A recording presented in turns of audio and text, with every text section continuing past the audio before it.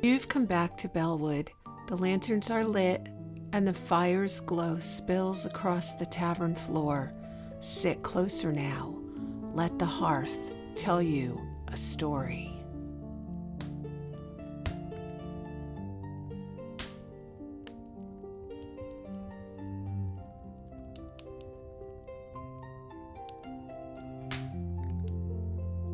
The fire burns low tonight. My coals whisper, my timbers breathe. The air feels thick with memory.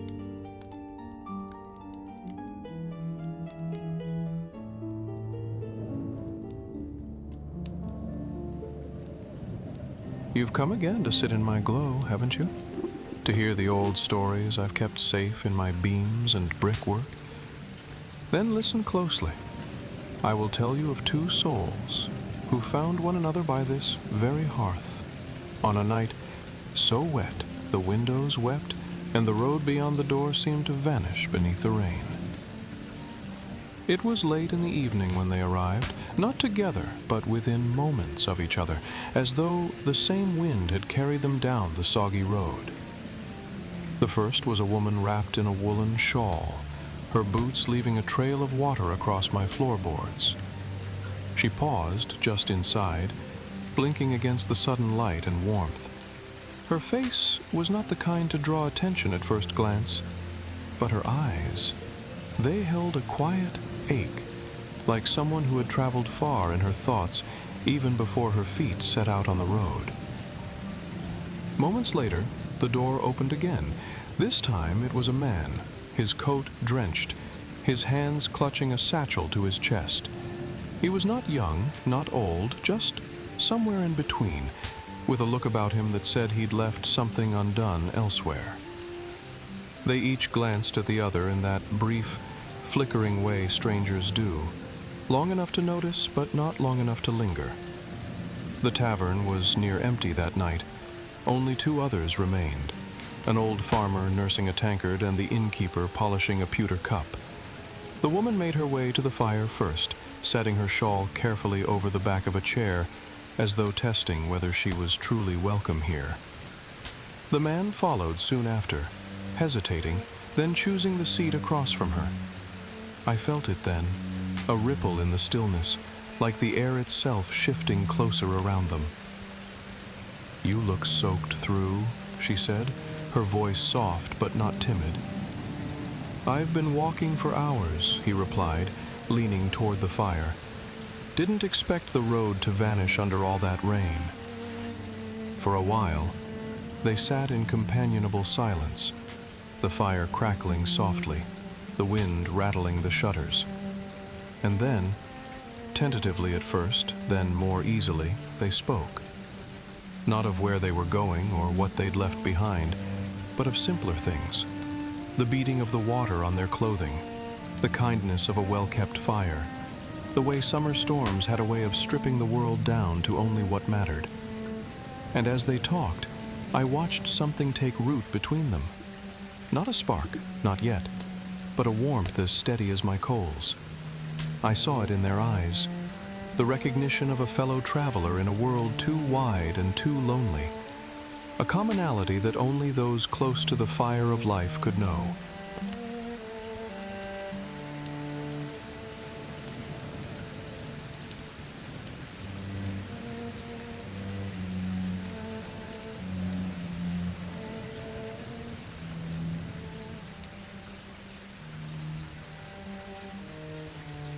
The rain came harder now, drumming against the tavern roof like 1,000 hurried footsteps.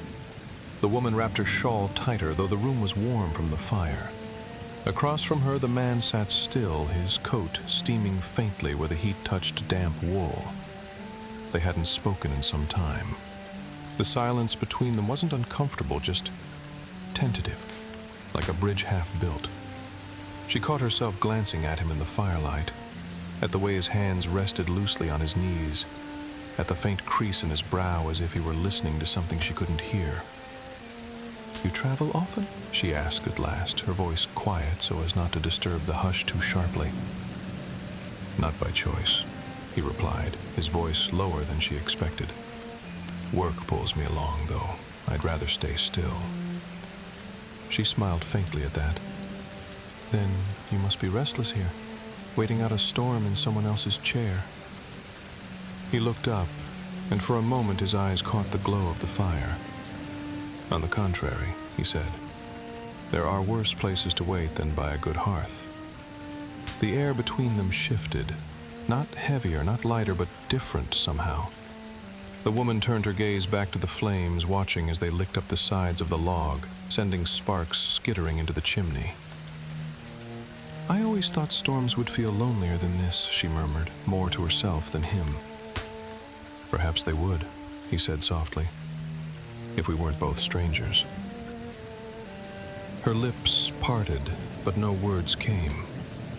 Outside, the rain struck harder and the wind curled around the eaves with a low moan. The tavern walls seemed to draw in close, wrapping them both in the faint scent of smoke and wet earth. For a long moment they sat like that, two souls adrift in a sea of sound, tethered only by the shared circle of firelight.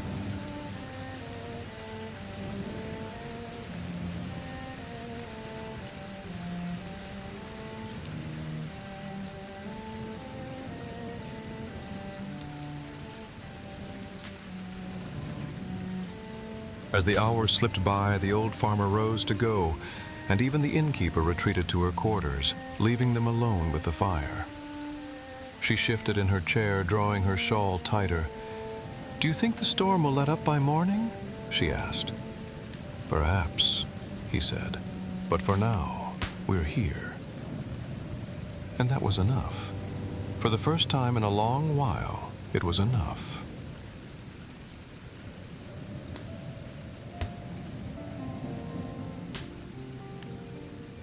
When dawn broke, pale and cold, they left my warmth behind. Not together, not yet. They went their separate ways, boots slopping over fresh mud, each glancing back once at my door.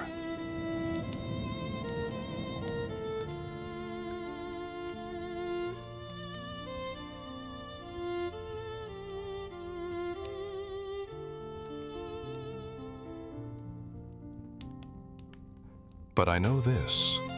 They met again. Weeks later, when autumn teased the air with the scent of apples, they came back, together. And I have held the memory of that first night close ever since, the quiet meeting of two weary hearts by my fire.